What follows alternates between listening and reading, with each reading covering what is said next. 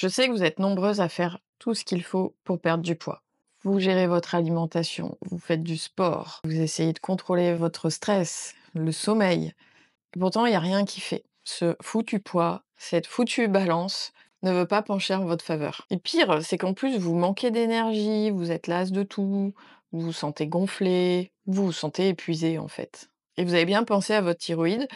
Le médecin vous a prescrit un test, de la TSH, mais tout était normal. Du coup, vous savez vraiment pas où vous en êtes. Vous ne savez vraiment pas ce qui cloche. Eh bien, aujourd'hui, je vais vous parler de la thyroïde parce que c'est pas si simple qu'un simple dosage de TSH.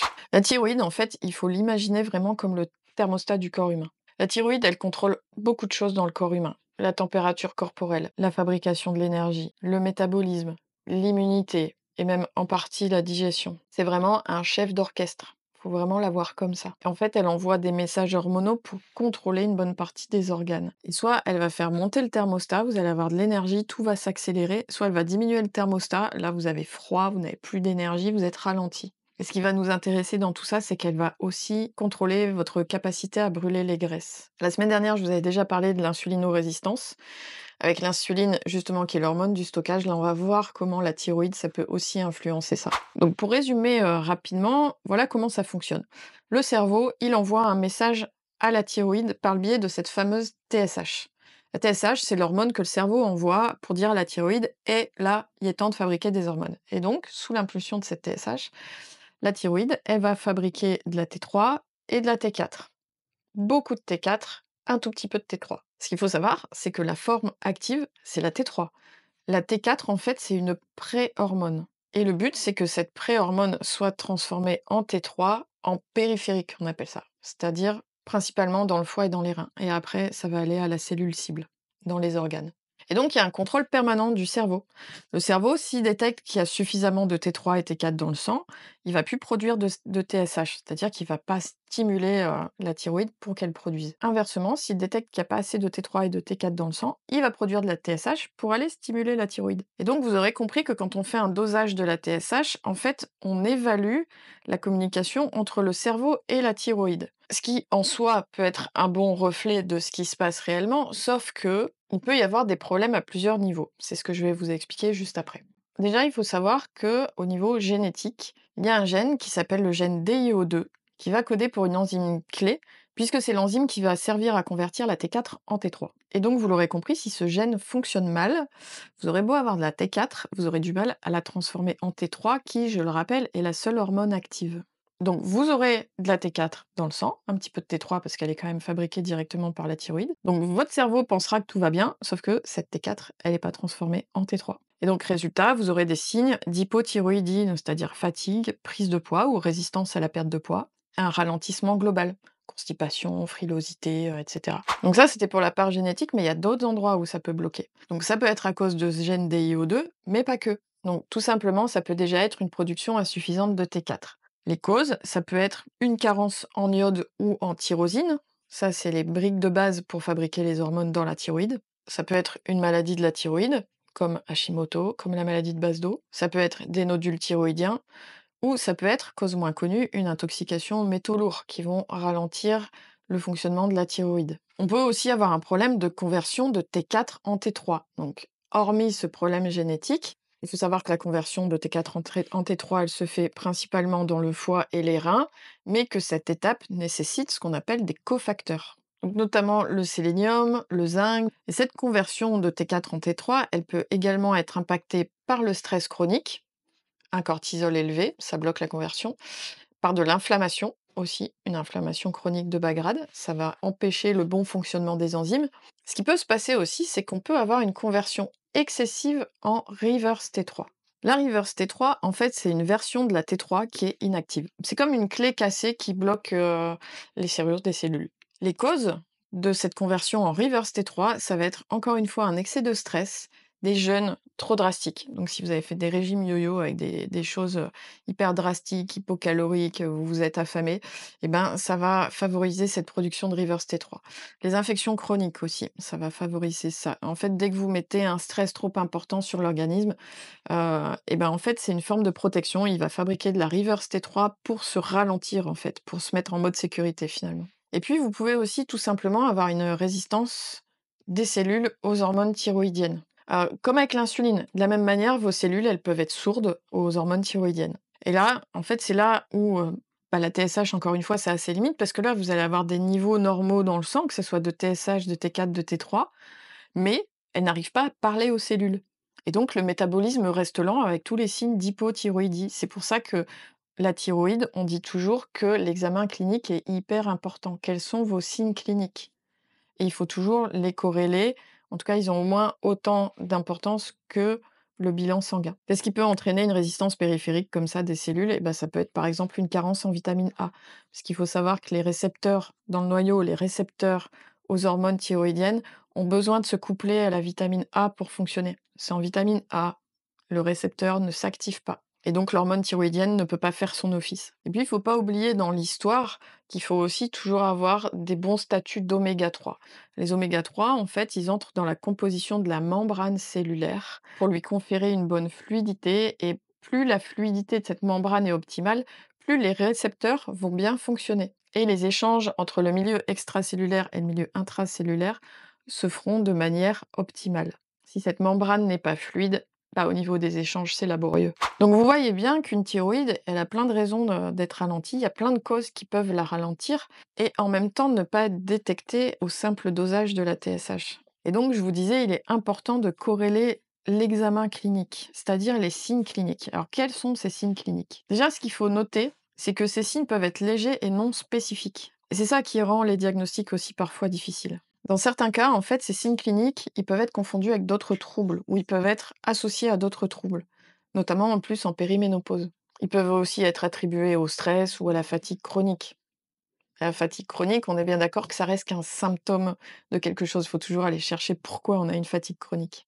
Et donc, le premier signe d'une thyroïde qui fonctionne au ralenti, c'est la fatigue. Et cette fatigue, elle est inexpliquée. On est d'accord. Vous dormez 10 heures par nuit, pourtant vous êtes toujours fatigué. Il y a un truc qui va pas. C'est un peu cette sensation de ne pas avoir d'énergie. C'est justement dormir suffisamment mais se lever fatigué. Avoir un épuisement qui est disproportionné par rapport aux efforts fournis. Le deuxième signe, ça va être une prise de poids inexpliquée ou une résistance à la perte de poids. Mais il n'y a pas eu de changement évident dans votre alimentation ni dans votre mode de vie et pourtant vous prenez du poids. Ou alors vous mettez des choses en place pour perdre ce poids et il n'y a rien qui se passe. Le troisième signe, ça va être une sensibilité au froid. Vous êtes frileuse, vous avez les extrémités froides, vous avez toujours envie de vous couvrir même dans des environnements tempérés. Vous pouvez avoir des troubles de l'humeur et du mental, être dans un état de légère dépression, sensation de mélancolie, de tristesse, mais sans raison apparente encore une fois. Vous êtes irritable, vous avez un sentiment d'anxiété, vous avez des difficultés à vous concentrer. Vous avez cette sensation de brouillard mental, de confusion. Vous pouvez aussi avoir des troubles cutanés ou capillaires, c'est-à-dire chute de cheveux plus marquée que d'habitude, des ongles cassants ou qui se dédoublent, peau sèche, rugueuse, et même parfois avec des zones de desquamation, comme par exemple sur les tibias. Et vous pouvez avoir une sécheresse généralisée. L'hypothyroïdie, en fait, ça diminue les sécrétions corporelles. Vous pouvez avoir une sécheresse oculaire, avec cette sensation d'avoir du sable dans les yeux. Vous pouvez avoir une sécheresse buccale ou une diminution de la salivation. Vous pouvez avoir une sécheresse vaginale, qui peut en plus parfois être confondue justement avec les effets de la périménopause. Vous allez aussi bien souvent souffrir de constipation. Le transit est lui aussi ralenti. Et puis ça sera souvent accompagné de ballonnements. Vous allez ressentir une diminution de la vitalité musculaire, sensation de lourdeur dans les jambes, des crampes ou même des douleurs musculaires. Si vous avez encore un cycle menstruel, ça peut aussi le perturber, avec des règles qui peuvent devenir irrégulières ou plus abondantes, et un allongement du cycle menstruel. Vous pouvez également souffrir d'hypochloridrie. Alors, qu'est-ce que c'est que ce truc? L'hypochloridrie, c'est quand on manque d'acidité dans l'estomac. Oui, je sais, on croit toujours qu'on a trop d'acidité dans l'estomac quand on a des brûlures. En réalité, c'est plutôt l'inverse. L'estomac, il est fait pour résister à un milieu très très acide. L'acidité ne fait pas peur à l'estomac. Le problème, c'est quand cette acidité remonte dans l'œsophage, qui lui n'est pas fait pour résister à l'acidité. Qu'est-ce qui va faire que ça remonte là, que le clapet se ferme mal? Justement, c'est quand le milieu de l'estomac n'est pas assez acide. Et si l'estomac n'est pas assez acide, qu'est-ce qui se passe? Justement, on a ces remontées, mais c'est qu'en plus, on peut avoir des ballonnements après le repas, surtout quand on a mangé des protéines, parce que l'acidité de l'estomac, c'est une des premières étapes de digestion des protéines. S'il n'y a pas assez d'acidité, vous allez avoir une digestion qui est lente, vous allez avoir le truc qui va vous rester sur l'estomac pendant des heures, avec cette sensation de lourdeur. Et si vous n'avez pas assez d'acidité, vous allez avoir des carences micronutritionnelles, notamment en fer, en zinc, en calcium, en vitamine B12, parce que leur absorption dépend d'une acidité gastrique suffisante. Une thyroïde ralentie, ça va aussi avoir un impact sur le cholestérol.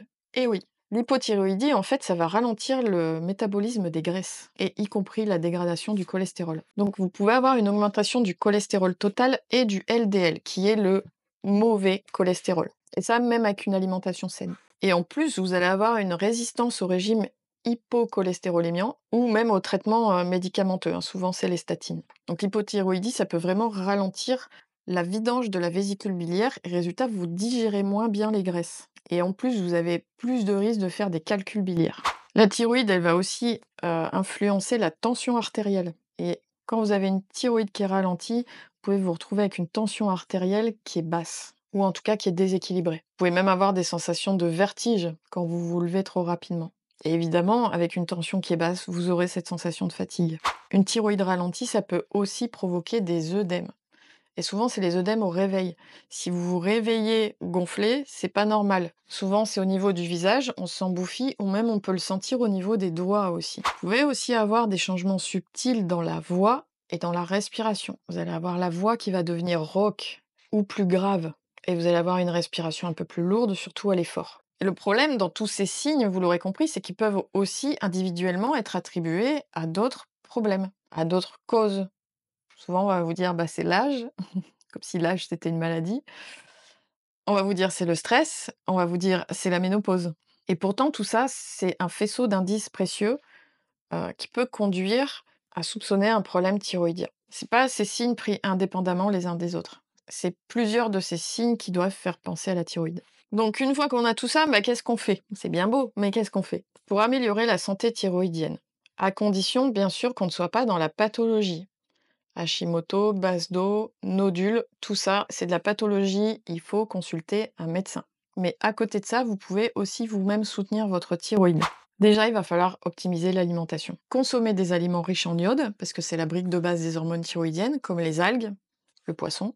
Des aliments riches en sélénium, comme les noix du Brésil. Attention, 2 par jour, pas plus, parce que le sélénium en excès, c'est pas bon non plus. Et puis, des aliments riches en vitamine A. Là, ça sera le foie, les carottes, la patate douce, hein. Tout ce qui est riche en bêta-carotène, comme les carottes et la patate douce, ça va favoriser la production de vitamine A dans le corps, à condition d'avoir un intestin en bonne santé, parce que c'est dans la cellule de l'intestin que le bêta-carotène va être transformé en vitamine A. Il va aussi falloir gérer votre stress, parce que souvenez-vous, le stress va impacter la conversion de la T4 en T3. Donc il va falloir intégrer des pratiques comme la cohérence cardiaque, l'activation du nerf vague, le yoga, la méditation, toutes ces choses qui vont vous aider à réguler votre système nerveux. Évidemment, il faudra surveiller les apports en micronutriments et si vous le pouvez, faire doser vos niveaux de zinc, de sélénium, de vitamine A, tous ces cofacteurs qu'on a vus. Il faudra éviter les perturbateurs endocriniens, évidemment, c'est-à-dire limiter l'exposition aux plastiques, aux pesticides, aux cosmétiques qui contiennent du parabène et plus généralement, dans les aliments que vous consommez, vérifiez toujours les étiquettes. S'il y a des noms que vous ne connaissez pas, c'est pas bon signe.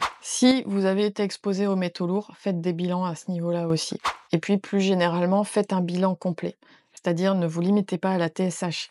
Faites aussi la T4, la T3, la reverse T3. Si possible en urinaire, c'est plus précis. Et puis aussi les cofacteurs. Donc la thyroïde, ça peut sembler un détail, mais en réalité, son impact en termes de poids et de santé est énorme.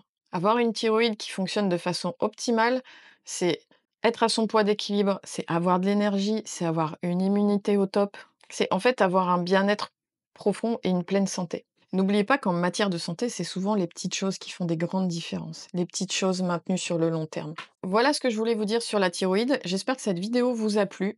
Je suis curieuse de savoir par où vous allez commencer. Dites-le moi en commentaire. N'hésitez pas à mettre un like, n'hésitez pas à vous abonner à la chaîne, à activer la cloche pour ne pas louper mes prochaines vidéos. Moi, je vous dis à la semaine prochaine pour une nouvelle vidéo et d'ici là, soyez douce avec vous-même.